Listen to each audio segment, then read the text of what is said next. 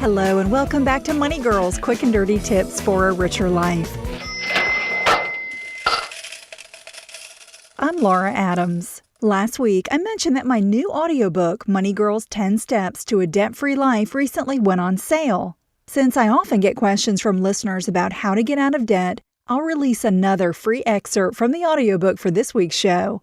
It's from the step that deals with managing long-term debt. I hope you enjoy it.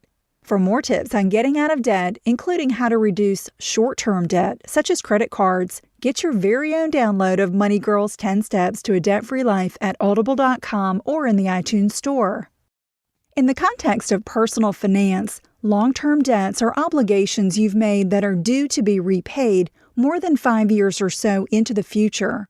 Having long-term debt is generally thought of as less dangerous than having short-term debt.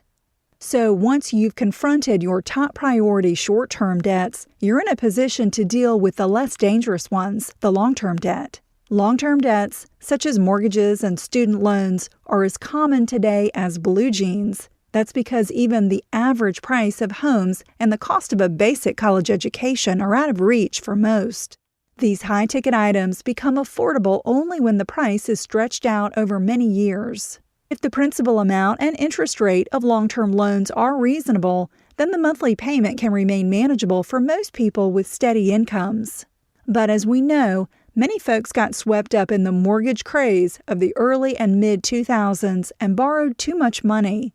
They actually didn't earn enough to justify such high loans, some with wildly fluctuating adjustable interest rates.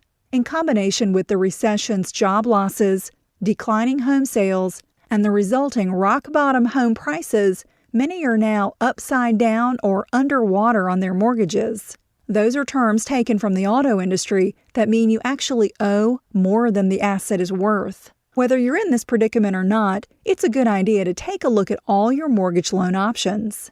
If you have a mortgage and are like most people, it's likely that you won't pay it off until you reach old age or perhaps stumble on a winning lottery ticket. So it's smart to reduce the amount of interest you'll pay over the life of your long-term loans. Your job in reducing long-term debt is to consider all the alternatives for paying it down. Sometimes we get fooled into thinking that small changes in interest rates aren't worth the hassle of doing a refinance or a loan consolidation. Here's an example to help you see how small changes in interest rates can make a huge difference over the life of a long-term loan. Let's say you bought a $200,000 house with a 5% down payment. That means you put $10,000 down and mortgage the remaining $190,000. If your loan is to be repaid over 30 years at a 6.75% fixed rate of interest, you'll pay a whopping $253,641 just in interest. That doesn't even include the $190,000 in principal you have to repay. If interest rates for 30-year fixed-rate mortgages go down to 6% from your current rate of 6.75%, you may mistakenly think that the 0.75% difference isn't worth the hassle. Let's see. If you refinance the loan for 30 years at the new interest rate of 6%, by comparison, you'd pay $220,092 in interest. That's a savings of $33,549 in interest over the life of a 30-year loan. I'd say that's well worth the hassle, no?